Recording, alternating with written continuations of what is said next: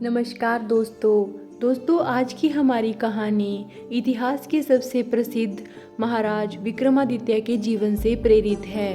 दोस्तों, विक्रमादित्य सबसे न्यायी राजाओं में से एक हुए हैं। उनके विषय में यह कहा जाता है कि उन्होंने कभी किसी निर्दोष को दंड नहीं दिया और अपराधी कभी बिना दंड के नहीं रह पाए। उनकी विलक्षण न्याय क्षमता और तेज को देखकर अपराधी उनके सामने आते ही थर थर कांपने लगते थे। उनके शासनकाल में प्रजा बहुत ही सुखी थी। कहीं भी अपराध का नामो निशान नहीं था, क्योंकि राज्य की दंड व्यवस्था अत्यंत कठोर और त्वरित थी, जिस पर महाराज का स्वयं नियंत्रण था। तो आइए हम आज की कहानी शुरू करते हैं, जिस कहानी का शीर्षक है कि हृदय की पवित्रता और प्रज्ञा ही न्यायाधीश की सबसे बड़ी शक्ति है। बरसों पुरानी बात है। उज्जैन के समीप एक गांव में किशोर वय के कुछ बालक अपने जानवर चरा रहे थे। इधर बालक खेल में व्यस्त थे और उधर जानवर घास चरते चरते जंगल में दूर निकल गए। बालक भी उन्हें ढूंढते ढूंढते उनके पीछे चल पड़े। आगे एक बहुत ही विस्तृत मैदान था, जो ताजी हरी घास से भरा हुआ था। वहां जाकर सारे पशु घास चरने में व्यस्त हो गए और बालक भी उन्हीं के पास खेलने लगे। खेलते खेलते उनमें से एक बालक की नज़र मैदान के दूसरी तरफ खड़े एक विशाल खंडहर पर पड़ी।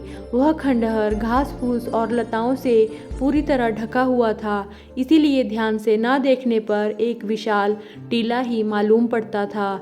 सभी बालक उत्सुकतावश उसकी ओर चल दिए। खंडहर पर उगी घास और बेलों को हटाकर जब वे उसके अंदर पहुंचे तो सभी बालक उसे देखकर आश्चर्यचकित रह गए। अपनी नक्काशी, विशालता और कलाकृतियों के कारण वह खंडहर सदियों पुराने किसी राजा के महल जैसा प्रतीत होता था।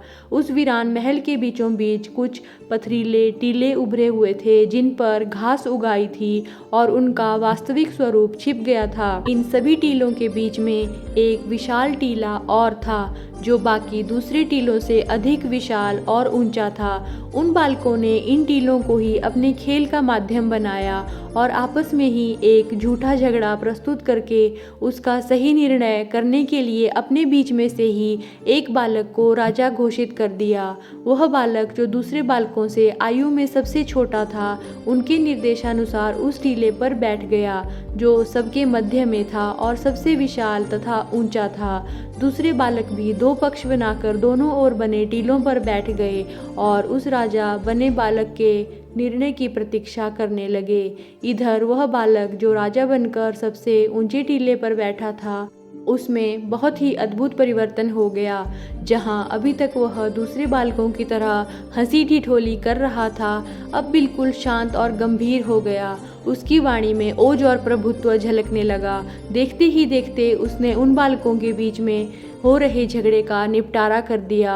उसके व्यक्तित्व में हुए इस अद्भुत परिवर्तन से और उसकी निर्णय क्षमता से सारे बालक हक्के बक्के रह गए। उन्होंने उसके निर्णय को स्वीकार किया और फिर अपने अपने घर चले गए। अब वे प्रतिदिन यही खेल खेलते, एक झूठा स्वांग रचते और वही किशोर राजा बनकर उनके विवाद का निपटारा करता। उस बालक की अद्भुत न्याय क्षमता की चर्चा धीरे धीरे सारे गांव में फैल गई। अब दूसरे लोग भी अपने वास्तविक विवादों को लेकर उसके सामने आते और वह उनका निपटारा करता और सब लोग प्रसन्न मन होकर लौट जाते। वह जो भी निर्णय देता था, दोनों ही पक्ष उसे सहजता से स्वीकार करते थे। इस विचित्र घटनाक्रम में अद्भुत विशेषता यह थी कि जैसे ही वह बालक उस ऊंचे टीले पर बैठता, उसके व्यक्तित्व और वाणी में गंभीरता और ओजस्विता छा जाती। उसकी बातों से ऐसा लगता जैसे कि वह कोई बालक नहीं है, बल्कि कोई अत्यंत बुद्धिमान और विद्वान व्यक्ति हो। उसकी वाणी में एक राजा के प्रभुत्व की झलक होती, पर जैसे ही वह उस टीले से नीचे उतरता, ये सभी गुण लुप्त हो जाते और वह अपनी आयु के दूसरे बालकों की तरह ही चंचल और अलहड़ हो जाता था। उस स्थिति में देखकर कोई भी यह नहीं कह सकता था कि इस बालक ने अभी अभी सर्वमान्य और अत्यंत विद्वतापूर्ण निर्णय दिया है। अब वह बालक अनजान ना रह गया। दूर दूर के प्रदेशों से लोग अपने विवाद लेकर उसके पास आने लगे। उसकी बढ़ती ख्याति उज्जैन के राजा के कानों में भी पहुंची। एक साधारण बालक के अंदर ऐसी अद्भुत न्याय क्षमता और प्रखर विवेक देखकर राजा के मन में संदेह उठा कि हो न हो निश्चित ही वह स्थान महाराज विक्रमादित्य का राज दरबार है और जिस टीले पर बैठकर वह लड़का न्याय करता है वह महाराज विक्रमादित्य का न्याय सिंहासन है। राजा के मन में यह विचार उठा कि यदि मैं किसी तरह उस राज सिंहासन को प्राप्त कर लूं और उस पर बैठकर न्याय करूं तो मैं भी विक्रमादित्य की तरह ही प्रसिद्ध और न्यायप्रिय समझा जाऊंगा। राजा अपनी मंत्री और सेना को लेकर उस स्थान पर गया जहां वह खंडहर था और उसने जाते ही उस स्थान को खुदवाना शुरू कर दिया। कई दिनों की खुदाई के पश्चात आखिरकार राजा को वह हासिल ही हो गया जिसकी उसे तलाश थी। जिस टीले पर बैठकर वह लड़का न्याय करता था उसके काफ़ी नीचे से राजा को एक रत्न जड़ित बहुमूल्य सिंहासन मिला जो 5 पंखों वाले देवदूतों के हाथों पर टिका था। उस अद्भुत राज सिंहासन को देखने के लिए भारी भीड़ उमड़ पड़ी। वह बालक जो उस टीले पर बैठकर न्याय करता था सिंहासन छीन लेने से इतना दुखी था जैसे उसकी प्राण प्रिय वस्तु छीनी जा रही हो। सारे राज्य में यह घोषणा करवा दी गई कि राजा एक शुभ दिन इस सिंहासन पर आरूढ़ होंगे और फिर न्याय करेंगे। आखिर वह दिन भी आ ही गया जिसकी सबको प्रतीक्षा थी। विक्रमादित्य के राज सिंहासन को प्रजा के सामने रखा गया। पंडितों ने वेद मंत्रों से उसकी पूजा की और विधि पूर्वक उसे प्रतिष्ठित किया। सभी लोगों की नजरें उस अद्भुत सिंहासन पर ही लगी हुई थी। महाराज विक्रमादित्य का वह राज सिंहासन वास्तव में बेजोड़ था। उसमें बहुमूल्य रत्न जड़े थे जिनकी आभा हर किसी का चित्त चुरा रही थी और उसे अपने हाथों में थाम रखा था। स्फटिक जैसे निर्मल श्वेत पंखों वाले संगमरमर के 5 देवदूतों ने। राजा बड़ी उत्सुकता से सिंहासन की ओर बढ़ा पर जैसे ही वह उस पर बैठने को था तभी उनमें से एक देवदूत की मूर्ति के भीतर से आवाज आई, ठहरो राजन, क्या तुम वास्तव में स्वयं को इस सिंहासन पर बैठने योग्य समझते हो? क्या तुमने कभी दूसरे राजाओं के राज्य को छीनने का प्रयास नहीं किया? राजा के हाँ कहने पर उस देवदूत ने कहा, तो जाओ, पहले अपनी राज्य लोलुपता को दूर करो, फिर इस सिंहासन पर बैठना। इतना कहकर वह देवदूत आसमान में उड़ गया। राजा निराश होकर लौट आया और अपनी इस बुराई को दूर करके पुनः सिंहासन के पास गया। पर जैसे ही उसने सिंहासन पर बैठना चाहा, उनमें से फिर से एक देवदूत की आवाज़ आई, ठहरो राजन, क्या तुमने कभी दूसरों के धन संपत्ति को लेने की चेष्टा नहीं की? क्या तुमने दूसरे लोगों के वैभव और सुख को देखकर कभी उनसे ईर्ष्या नहीं की? राजा के हाँ कहने पर देवदूत ने कहा, तो जाओ, पहले अपने लोभ और ईर्ष्या को दूर करो, फिर इस सिंहासन पर बैठना। इतना कहकर दूसरा देवदूत भी आसमान में उड़ गया।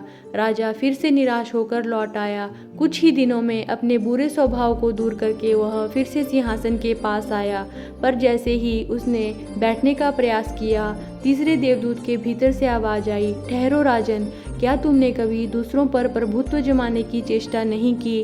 क्या तुमने कभी अपने अधिकार का अनुचित प्रयोग नहीं किया?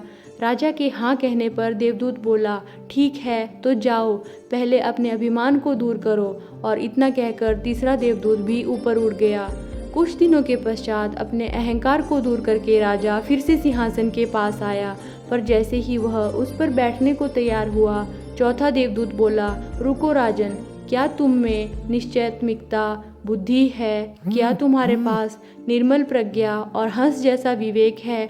राजा के नहीं कहने पर चौथा देवदूत भी यह कहकर उड़ गया, ठीक है, तो जाओ, पहले अपने अंदर प्रज्ञा और विवेक का प्रकाश उत्पन्न करो।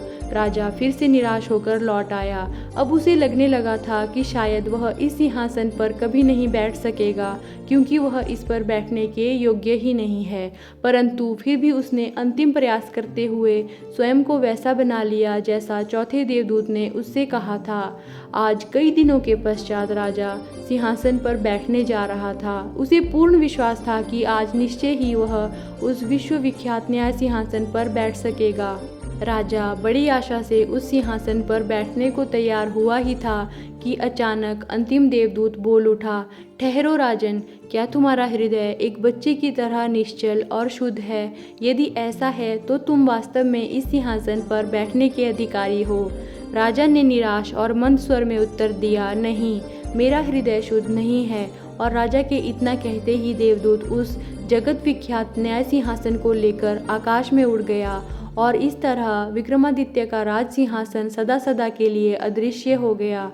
दोस्तों, यह घटना कितनी सत्य या कितनी असत्य है यह हम नहीं जानते, परंतु यह उन मूलभूत सूत्रों को अवश्य प्रकट करती है जो न्याय की आत्मा है, जो एक सच्चे न्यायाधीश के अंदर अवश्य होने चाहिए तथा जिनके बिना निर्दोष न्याय कर पाना संभव नहीं है। केवल तार्किक बुद्धि से या कानून की धाराएं रट लेने भर से न्याय नहीं हो सकता। जहां न्याय से धन की अपेक्षा जुड़ जाए या न्यायकर्ता के भीतर अहंकार जड़ जमा ले, वहां निर्दोष न्याय दे पाना संभव नहीं है।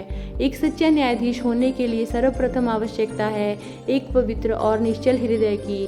तो दोस्तों, ये थी हमारी आज की कहानी। हमें आशा है आपको ज़रूर पसंद आई होगी। ऐसी कहानियों के लिए कृपया हमारे चैनल को ज़रूर सब्सक्राइब करें। धन्यवाद। शुभ दिन।